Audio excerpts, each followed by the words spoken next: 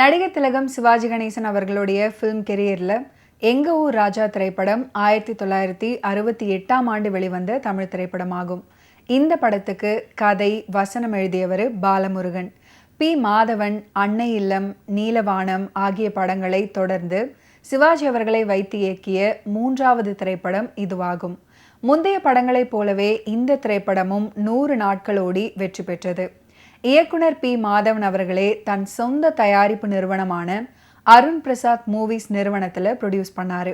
B. Madhavan இயக்கத்தில் வெளிவந்த இந்த திரைப்படத்தில் நடிகர் திலகம் சிவாஜி கணேசன், ஜெயலலிதா, கௌரவ நடிகை சௌகார் ஜானகி, எம்.என். நம்பியார், நாகேஷ், மனோரமா, வசந்தா, கனகதுர்கா மற்றும் பலரும் நடிச்சிருந்தாங்க. நடிகர் திலகம் இரட்டை வேடம் ஏற்று நடித்த நல்ல வசூலை பெற்ற திரைப்படம். தந்தை மகன் அப்படின்னு 2 வேடம் தாங்கி நடிச்சிருப்பாரு. யாரை நம்பி நான் பிறந்தேன், போங்கடா போங்க அப்படின்ற பாடல் மிகவுமே பிரபலம். இந்த திரைப்படத்துடைய கதை என்னன்னா, சிவாஜி அவர்கள் ஒரு அரச குடும்பத்தை சேர்ந்தவர். ஏழைகள் மீது கருணை மற்றும் தொண்டு புரிபவர். ஒரு பணக்கார நில உரிமையாளரான ராஜாங்கம், அதாவது எம்.என். நம்பியார் தன்னுடைய மகனை சேதுபதியின் சகோதரிக்கு, அதாவது சௌகாருக்கு திருமணம் செய்து வைப்பதன் மூலம் சேதுபதியுடைய சொத்தை அபகரிக்க சதி பண்றாரு. சேதுபதி ஏமாற்றப்பட்டு தன்னுடைய 3 குழந்தைகளுடன் சிவாஜி கணேசன், நாகேஷ், கனகதுர்கா 3 பேரோடு தன்னுடைய அரண்மனை வீட்டை விட்டு வெளியேற வேண்டிய கட்டாயத்தில் இருக்காரு.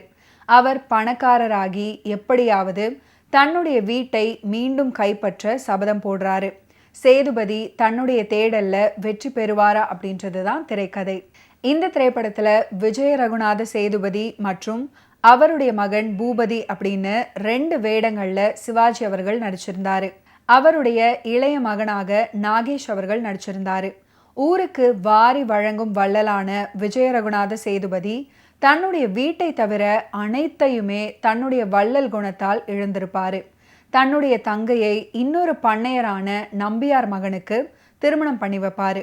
அப்போது ஏற்படும் பணமுடையால் நம்பியாரால் அவமானப்படுத்தப்பட்டு சொந்த வீட்டையும் அடகு வைத்து வெளியூர் போவாரு. எப்படியும் வீட்டை மீட்க வேண்டும் அப்படின்றதுலேயே அவருக்கு வயதாகி போகும். அவருடைய மூத்த மகன் சிவாஜி அவர்கள் தன்னுடைய முதலாளியின் மகள் ஜெயலலிதாவை காதலிப்பாரு. அதுக்கப்புறம் தான் அவர் தனது தந்தையின் சகோதரி மகள் அப்படின்றதை மகன் சிவாஜி அவர்கள் கண்டுபிடிப்பாரு. வீட்டை எப்படியும் மீட்க வேண்டும் அப்படின்ற தந்தை சிவாஜியின் எண்ணம் ஈடேறியதா? அதற்கு முட்டுக்கட்டை போட்ட நம்பியாருடைய சதி திட்டம் என்னவானது அப்படின்றது தான் கதை. எங்க ஊர் ராஜா திரைப்படத்துல மிடுக்காக வந்து கடனாளியாகி ஒடுங்கி போகும் வேடத்தை சிறப்பாக பண்ணியிருந்தாரு சிவாஜி அவர்கள். மகன் சிவாஜி தந்தைக்கு அப்படியே நேர் எதிர். ஜெயலலிதா துடுக்காக சிவாஜி அவர்களை அதிகாரம் செய்யும் வேடம். ஒரு பொண்ணு நினைச்சா எந்த ஆம்பளையையும் அவ காலை பிடிக்க வைப்பா அப்படின்ற வசனம் அவருக்காகவே எழுதப்பட்டது போல் அமைந்தது அப்படின்னு அப்போது ரசிகர்கள் பேசிக்கொண்டார்களாம். இந்த திரைப்படத்துல சிவாஜி அவர்களின் இளைய மகனாக வரும் நாகேஷ் ரயில்வே நிலையத்துல ராணி அப்படின்னு நினைச்சு மனோரமாவை லாட்ஜ் ஒன்றில் தங்க வைத்து அவருக்கு ராஜ மரியாதை பண்ணுவாரு. அதுக்கப்புறம் தான் அவரிடம் காசே இல்லை அப்படின்றது தெரிய வரும்.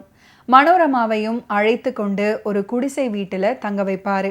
இந்த காட்சியை இயக்குனர் பிரியதர்ஷன் தன்னுடைய கிலுக்கம் அப்படின்ற மலையாள படத்துல அப்படியே வச்சிருப்பாரு. ஊட்டி கைடாக இருக்கும் மோகன்லால் ரேவதிய மகாராணி அப்படின்னு நினைச்சு ஸ்டார் ஹோட்டல்ல தங்க வைப்பாரு. அதுக்கப்புறம் தான் அவர் ராணி எல்லாம் இல்லை, புத்தி சுவாதனம் இல்லாதவர் அப்படின்றது தெரிய வரும். எங்க ஊர் ராஜாவில் மனோரமா உண்மையிலேயே வேறொரு சமஸ்தானத்து ராணி, எதிரிகள் சதிக்கு பயந்து தப்பித்து வந்தவர் அப்படின்னு கதையை கொண்டு போயிருப்பாங்க. கிலுக்கம் படத்துல ரேவதிக்கு உண்மையில் பைத்தியமில்லை, அவர் தன்னுடைய தந்தையை தேடி வந்திருப்பார் அப்படின்னு கதை பண்ணியிருப்பாங்க. இதற்கு முந்தைய காட்சியை அப்படியே எங்க ஊர் ராஜா இன்ஸ்பிரேஷன்ல எடுத்திருப்பாங்க. திரை நடிப்பை மேலும் துலக்கி காட்டும் கண்ணாடி திரை இசை. மற்ற தேசங்களின் திரைப்படங்களில் இசை உண்டு, ஆனால் இசை பாடல்கள் நமது படங்களின் தனித்த அடையாளம். இனிய ஒளியின் வடிவில் காற்றில் கலந்திருக்கும் நமது சமூக வரலாற்றின் ஒரு பகுதி அது.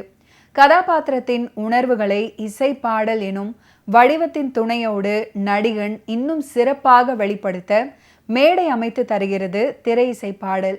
நடிப்புக்கு இலக்கணமாய் கொள்ளப்படும் நடிகர் திலகம் சிவாஜி அவர்களின் திரைப்பயணத்தில் திரைப்பாடல்கள் வகிக்கும் இடம் மகத்தானது. குறிப்பாக நடிகர் திலகம் பங்கேற்ற படங்களுக்கு மெல்லிசை மன்னர் MSV வழங்கிய இசை அந்த இருவரையும் அவரவர் துறைகளில் இரு பெரும் மேதைகளாக மிளிர வைத்தது. மெல்லிசை மன்னரின் கை விரல்கள் போடும் நர்த்தனம் வார்த்தைகளில் அடங்கா மகத்துவம் வாய்ந்தது. குறிப்பாக இவருடைய பின்னணி இசை நடிகர் திலகத்தின் நடிப்புக்கு மிக பெரும் ஜீவ நாடியாக விளங்கியது அப்படின்னு சொன்னால் மிகையாகாது.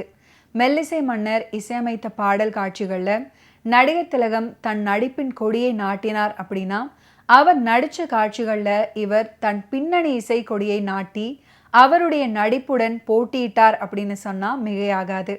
இந்த இணையின் பாடல் காட்சிகளாகட்டும் பின்னணி இசை கோவைகளாகட்டும் மனதின் ஆழத்துக்கு சென்று உணர்வுகளுடன் உறவாடக்கூடியவை.